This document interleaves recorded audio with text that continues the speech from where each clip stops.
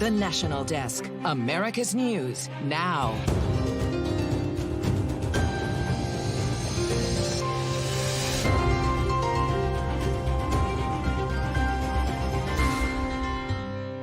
In your head, you're like, am I gonna have something to go home to? The California park fire continues to expand as the man accused of lighting it sits in court.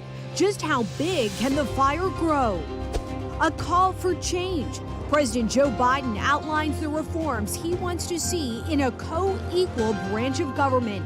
What the new Supreme Court could look like under these modifications.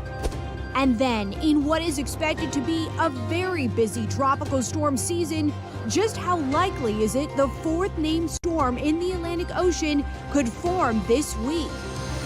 This is the National Desk, America's News Now. I'm Dee Dee Gatton. Thanks for joining us. And we start with the man accused of starting the park fire north of Chico, California, now facing 6 years in prison if convicted. Ronnie Dean Stout was arraigned on a charge of felony forest-related arson today. Officials say he pushed a burning car into a gully near Bidwell Park last week and is being held without bail. The park fire is now the sixth largest fire in the history of the state.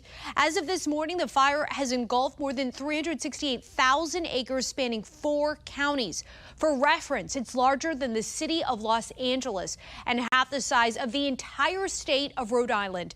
The fire is only 12% contained. More than 8,000 residents have been evacuated from their homes, and at least 109 buildings have been damaged or destroyed. Another 4,200 remain under severe threat right now. The air quality is considered hazardous. The National Interagency Fire Center says there are at least 102 wildfires currently burning in the U.S. As you take a look at this map, all but one of them are in the West. These fires combined have burned a total of more than 2 million acres of land. President Biden hopes to leave a lasting impact far after his time in the White House is done with dramatic Supreme Court proposals. As national correspondent Matt Gelka tells us, the reforms face long odds to become a reality. I'm going to call for Supreme Court reform, because this is critical to our democracy. President Joe Biden vowed to make reforming the court one of his priorities as his time in office winds down. His formal proposals include term limits for the judges, a binding code of conduct for the high court, and a constitutional amendment ending presidential immunity. Court reform is something Democrats have been pushing for. The idea that wealthy individuals, many of them right-wing, can both pay for cases before the court and at the same time give justices gifts or trips is outrageous. There's also politics at play. Vice President Kamala Harris immediately supported Biden's suggestions. As they both try to frame the plans as a fight for democracy, they also hope to tie Donald Trump as the threat to it. Biden's asking Congress to set term limits of 18 years for justices, with a president appointing a justice every 2 years. In the Code of Conduct, he wants a law that requires justices to disclose all gifts and refrain from political activity. A constitutional amendment to eliminate presidential immunity is a little more tricky. It stems from a recent ruling allowing immunity for official acts. A constitutional amendment to our Constitution takes 2/3 of both the House and the Senate, or 3/4 of state legislators to pass it. So in today's political environment, that's an uphill climb.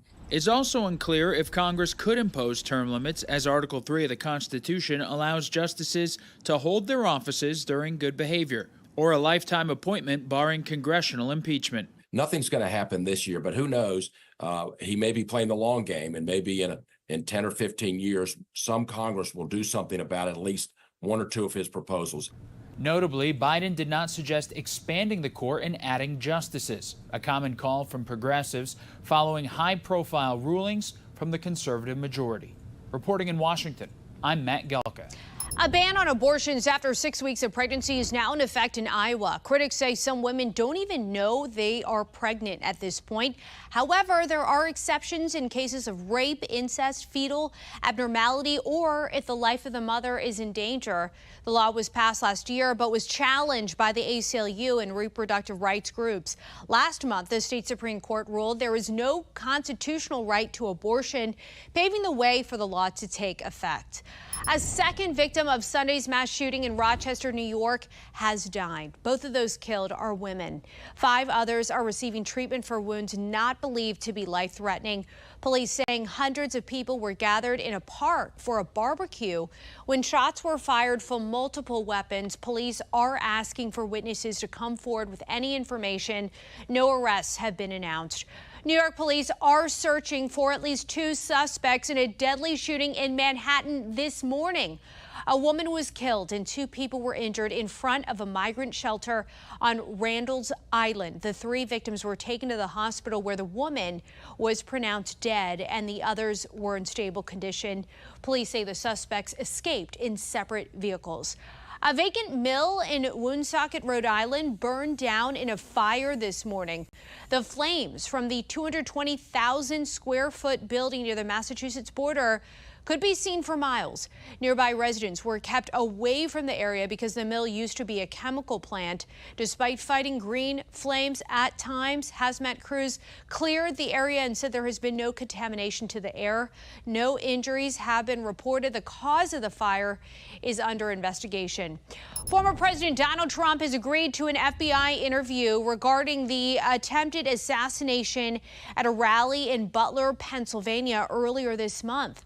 National correspondent Kayla Gaskins joins us from Washington with a look at the latest on the investigation. More than an hour and a half before Trump took the stage in Butler, Pennsylvania, a local counter sniper finishing his shift took notice of the shooter, texting colleagues, "He knows you guys are up there." The New York Times obtaining the messages from Senator Chuck Grassley's office. Senator Marsha Blackburn preparing to press the new acting director of the Secret Service for answers during a hearing Tuesday. Why in heaven's name the Secret Service cleared Donald Trump to go on that stage at 6 o'clock and did not pause that event? Here is an aerial view of the Trump rally site. You can see right here the stage Trump was standing on. The local counter sniper first spotted the gunman sitting on a picnic table at 4:26 p.m. right here. Another local counter sniper then takes photos of the gunman at 5:14 p.m. on this spot. The local snipers positioned in this building right here. Now, eventually the gunman makes his way to the roof of this building where he fires off shots at 6:11 p.m. A local SWAT team officer telling ABC News a set in-person meeting with Secret Service snipers ahead of the rally never happened. You had no communication with the Secret Service at all on that Saturday? Not until after the shooting. Members of Trump's personal Secret Service detail and top advisors say they were not informed local police were tracking a suspicious person. Over the weekend, Trump vowing to go back to holding outdoor rallies, saying the Secret Service has agreed to substantially step up their operation, adding they are very capable of doing so. As critics slam the Secret Service, Trump continues to praise the agents. You talk about bravery. They jumped on top of me. They shielded my body. I mean, to a point that was amazing. And we have to remember that, too. The former president also making plans to head back to Butler, Pennsylvania for a rally to honor Corey Comparator, the man who died from a fatal gunshot wound at the first Butler rally. And Didi, a date has not been set yet for Trump's return to Butler, Pennsylvania, but as I just said, one is in the works. Kayla, what can we expect from tomorrow's Senate hearing on the assassination attempt? Well, tomorrow we'll get to hear from the new acting director of the Secret Service, Ronald Rowe. Rowe was tapped to fill the role temporarily after Director Kimberly Cheadle stepped down following a disastrous hearing with the House. So we'll get a feel tomorrow for who Ronald Rowe is and how he handles this tumultuous time the Secret Service is going through that they need him to lead them through.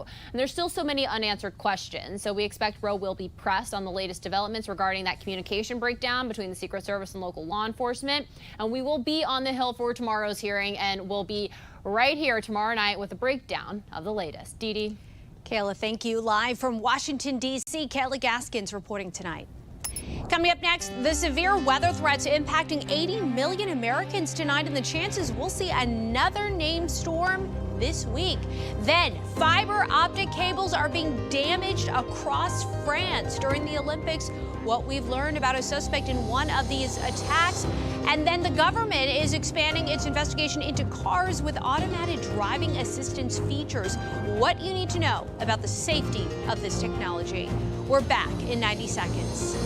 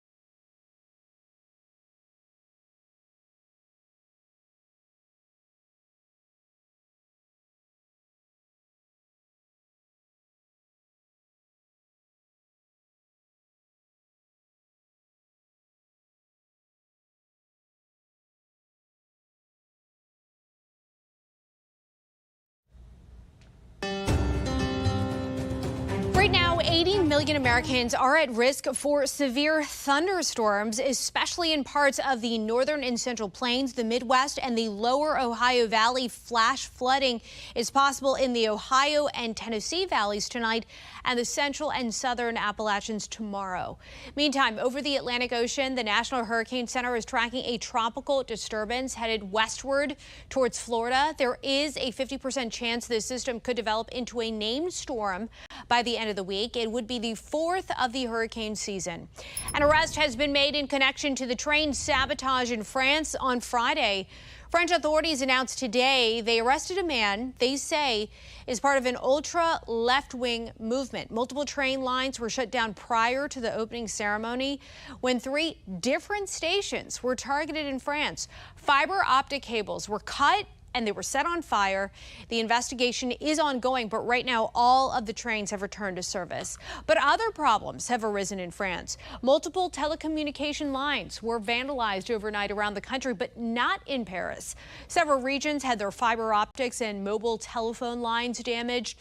One of France's biggest telecommunications companies says it had already repaired most of the lines and the greater impact was low. It's still unclear if this attack and the train sabotage are connected. And at the Olympics, organizers for the Olympic triathlon have canceled swimming workouts in the Seine River for a second straight day. Concerns over bacteria levels in the water remain. Representatives say tests conducted yesterday did not provide sufficient evidence to allow training to be held. Organizers say if the elevated bacterial levels continue, athletes will compete in a duathlon. But after 3 full days of events, the United States leads all countries with 20 medals. France in second with 16. Japan has 12 medals but leads the way with 6 golds. 33 countries so far have won at least 1 medal. We've learned the man who shot and critically injured a San Antonio police officer yesterday was in the country illegally, according to law enforcement. Police identified the man as Jorge Chacon Gutierrez. The attack happened when the officer was responding to an assault call. Chacon Gutierrez was killed when a SWAT team arrived at the scene. The officer is recovering. Tonight, Vice President Kamala Harris is kicking her campaign for president into high gear already. Donald Trump and his running mate J.D. Vance are honing in on one specific aspect of her record from her time in public office, where she stood and what she did when it came to the border and illegal immigration. Here's national correspondent Christine Frizzell. It's a record that dates back to her time as district attorney of San Francisco, when a job training program she oversaw called Back on Track was blamed for allowing a 20-year-old illegal immigrant from Honduras, arrested for 2 previous crimes, to stay out of prison. Later convicted in the brutal attack of a young woman, Amanda Kiefer, who says she now supports Donald Trump, telling ABC News if people who committed crimes were allowed to stay out of prison to train for jobs they couldn't legally hold, I think most Americans would disapprove of that. Later, as Attorney General of California, she came under fire when Kate Steinle was shot and killed while walking with her father in San Francisco in 2015. She voted in favor of deadly sanctuary cities where you protect the criminals at all costs. As a U.S. Senator, Kamala Harris defended her state's sanctuary policies, which we asked her about in 2018. California voters have made a decision about what they want, and the will of California voters should be supported. More recently, as the number of undocumented immigrants showing up at the U.S. border started to skyrocket, President Biden tasked her with improving the situation. Her efforts focused on the root causes of migration, though she was widely criticized for not visiting the U.S. southern border. Do you have any plans to visit the border? I'm here in Guatemala today. At some point, we've been to the border. You haven't been to the border. And I haven't been to Europe. But in the last several months, the Biden administration has cracked down with much stricter policies about who can ask for asylum in this country, credited for a sharp drop in illegal crossings. It's down by 55%, not because of Republicans in Congress and what they did. It's because of what this president and this vice president did. Vice President Harris riding a wave of momentum for now, with experts predicting as the honeymoon winds down, the attacks on her record will ramp up. I'm Christine Frizzell reporting for the National Desk, America's News Now. Venezuelan President Nicolas Maduro has claimed victory following yesterday's presidential election in the country. Venezuela's National Electoral Council said today he received 51% of the vote to the 44% for opposition candidate Edmundo Gonzalez. Exit polls yesterday and initial partial vote tally showed Gonzalez with a sizable advantage. Speaking in Tokyo today, Secretary of State Antony Blinken says the U.S. has serious concerns the results don't match the will of the people.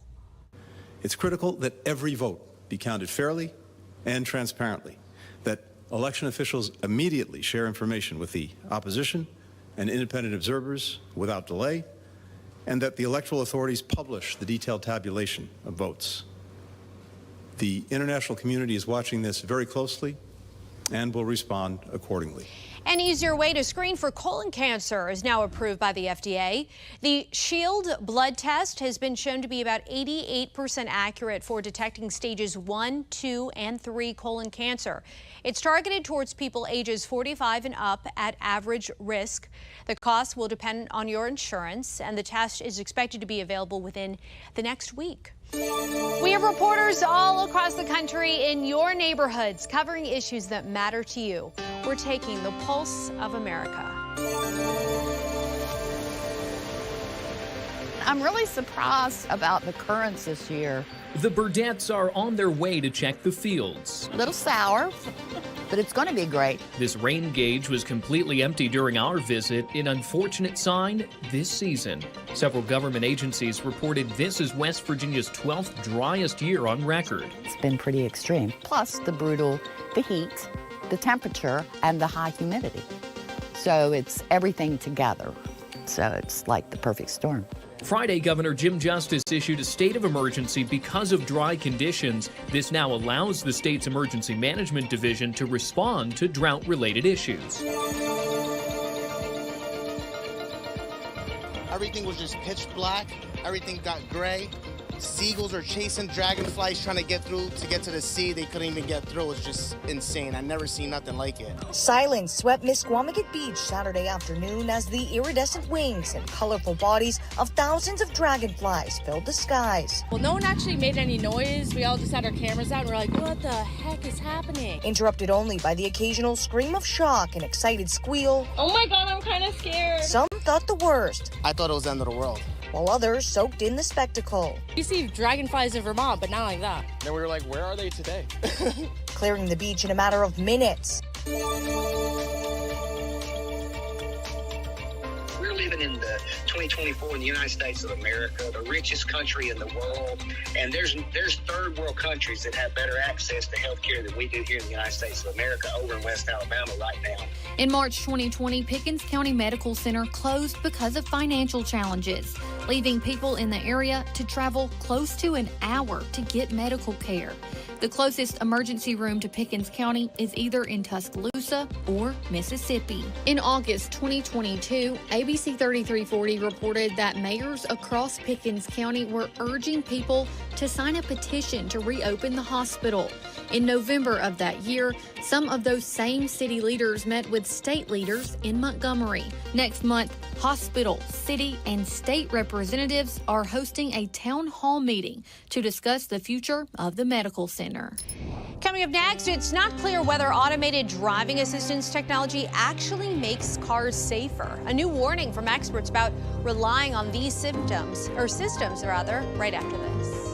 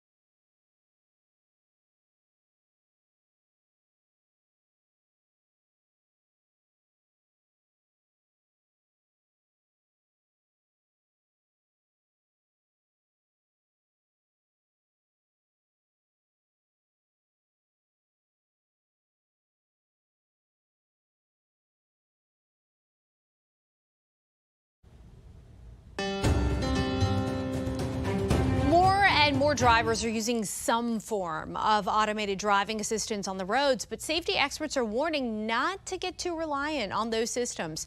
Spotlight on America's first reported on unexplained mystery accidents last summer that involved Teslas using autopilot crashing into emergency vehicles.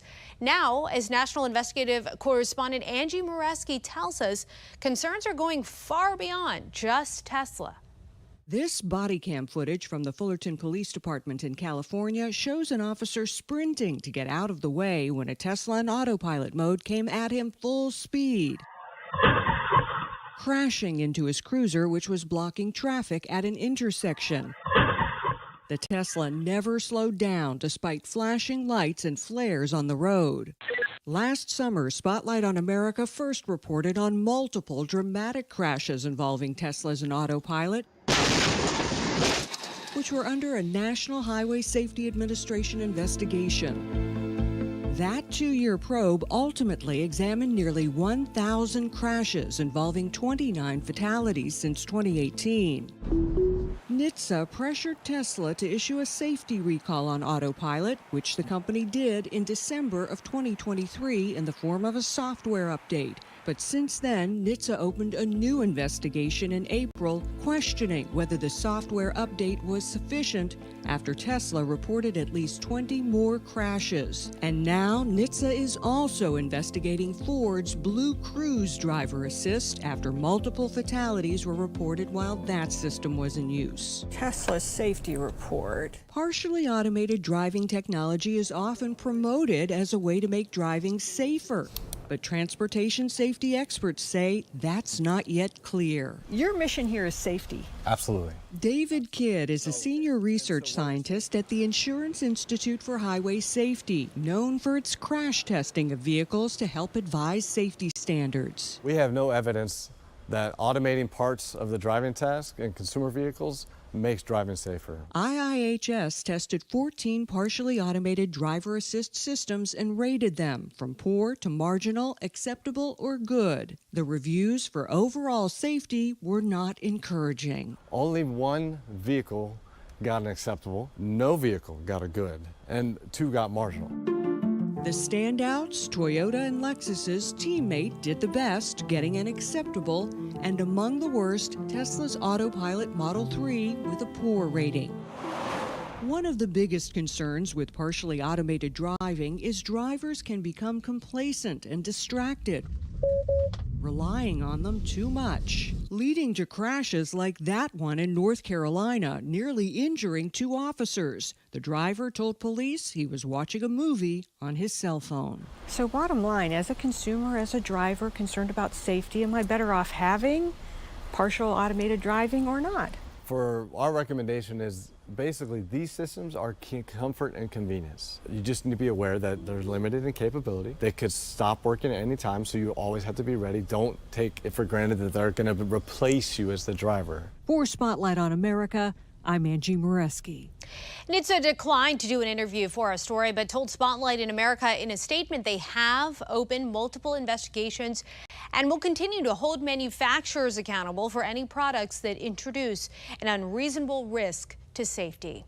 Coming up, the unique astronomical event that starts tonight and the best times to watch the show. That's coming up right after this.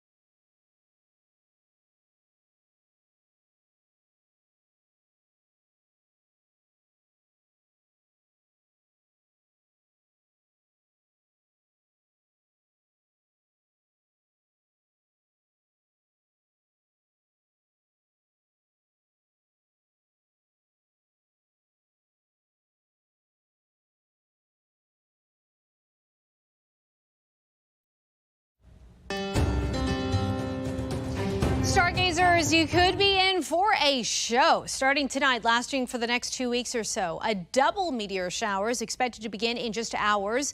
The southern Delta Aquarid meteor shower is expected to peak tomorrow morning with about 15 to 20 meteors visible per hour in the northern hemisphere. This event will last until mid-August, but this year it coincides with the smaller Alpha Copernicid meteor shower that still produces around 5 meteors per hour.